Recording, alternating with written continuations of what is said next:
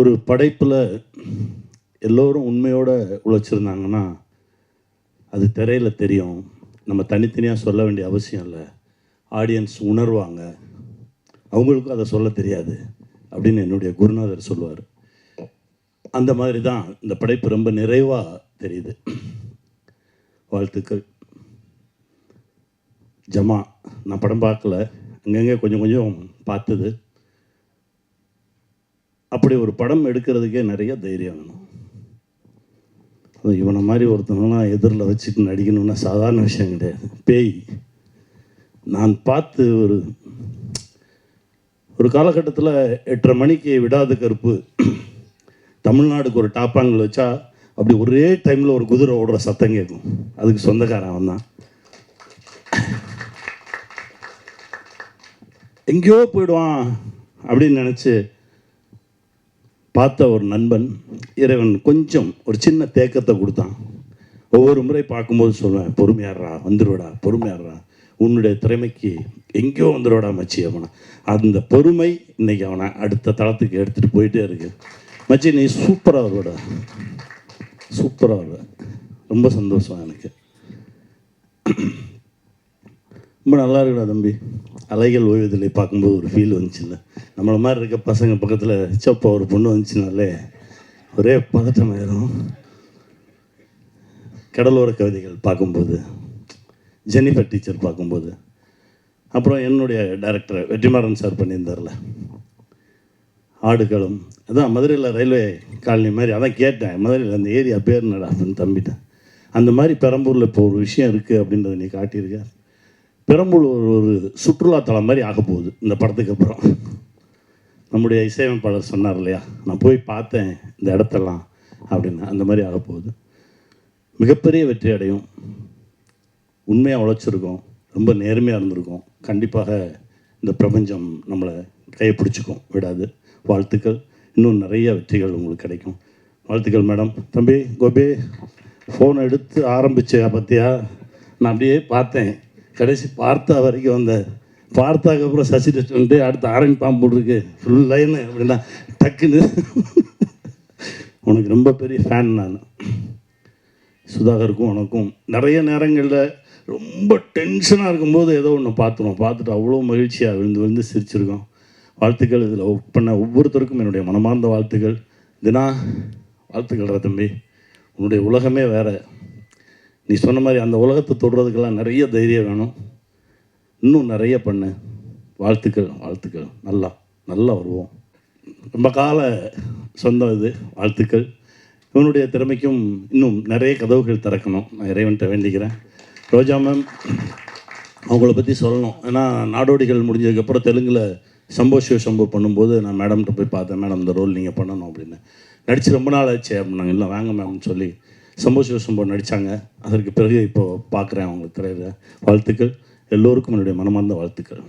மோகன்ராஜன் அப்படிங்கிற பாடலாசிரியர் பெயரை ஆரம்பித்தது சசிகுமார் சார். அவர் முன்னாடி இருக்கும்போது நான் எப்பயுமே ஆரம்பித்து தான் சொல்லணும். அந்த பேரை அடையாளப்படுத்தினது மில்லியன் ஸ்டுடியோவுக்கு பெரிய பங்கு இருக்குது. எம்ஆர்பிக்கு பெரிய நன்றி. இந்த படம் வந்து $1 மில்லியன் நான் பண்ணுற 4வது படம். கடந்த 3 படமும் பெரிய வெற்றி படமாக நீங்கள் ஆக்கி மாற்றி கொடுத்துருக்கீங்க. மக்களாகிய உங்களுக்கு பெரிய நன்றி.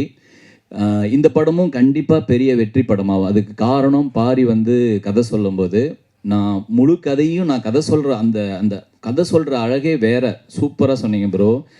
ஆமாம் மேம். ரோஜா மேம் உங்கள் கேரக்டர் வச்சு தான் சொன்னார். நான் அந்த கேரக்டர்லாம் யாருங்கிறத நான் ஈஸியாக விஷுவல் பண்ணிக்க முடிஞ்சுது. Super bro. நீங்கள் நான் வந்து கதை கேட்டுட்டு யுவராஜுக்கு கால் பண்ணேன். யுவராஜ் இவர் சொன்ன மாதிரி எடுத்துட்டாருன்னா, டூரிஸ்ட் ஃபேமிலிக்கு நான் சொன்னேன், அபிகிட்ட சொல்லும்போது, அபி நீ சொன்ன மாதிரி எடுத்துருடா அப்படின்னு. அதே மாதிரி பாரி இதை நீங்கள் சொன்ன மாதிரி எடுங்க, ஒரு எஸ்எம்எஸ்க்கு மேலே ஒரு படமாக வரும். கண்டிப்பாக இது ஒரு பெரிய வெற்றி படமாக அமைய போகுது பாரி. ஏன்னா இதுக்கு நான் வந்து ஜமா படம் பார்த்துட்டு இந்த மனுஷன் என்னடா இப்படி ஒரு கதை சொல்கிறாரு, அப்படியே டோட்டல் கான்ட்ராஸ்ட். எனக்கு ரொம்ப பிடிச்சது அந்த மாற்றம். சூப்பர். அப்புறம் ரம்யா மேம் சூப்பராக பண்ணியிருக்கீங்கன்னு நம்புகிறேன். நான் இன்னும் படம் பார்க்கல, சில விஷுவல்லாம் பார்க்கும்போது ப்ரில்லியண்ட்டாக இருந்தது. ஆங்கிலோ இண்டியன் யாரா பண்ண போகிறா, அப்போ வந்து நீங்கள் உங்கள் பேர் அவர் சொல்லலை. கண்டிப்பாக இந்த படம் உங்களுக்கு பெரிய பேர் கொடுக்கும். அப்புறம் கோபி ப்ரோ, உங்களுடைய லட்சக்கணக்கான விசிறிகளில் நானும் ஒருத்தன். உங்களுடைய எல்லா வீடியோவும் பார்த்துருவேன். இந்த படத்தில் தலைவன் வந்து ஒரு அந்த ஸ்லாங்கில் பெங்களூர் ஸ்லாங்கில் பேசும்போது நான் வந்து இது யாரா பண்ண போகிறா அப்படிங்கும்போது 2 ஆப்ஷனும் 3 ஆப்ஷனும் அப்போ இருந்தது. அப்புறம் நீங்கள் பூஜையில் அவங்கள பார்த்தோன்னே தலைவங்கிட்ட போயிடுச்சுடா இனிமே சூப்பர் தான் அப்படின்னு எனக்கு ஒரு பெரிய நம்பிக்கை வந்துச்சு. சூப்பர். பரத் சங்கர் நான் வந்து ரீசெண்டாக சந்தித்த ஒரு நல்ல மனிதர், கம்போசர்.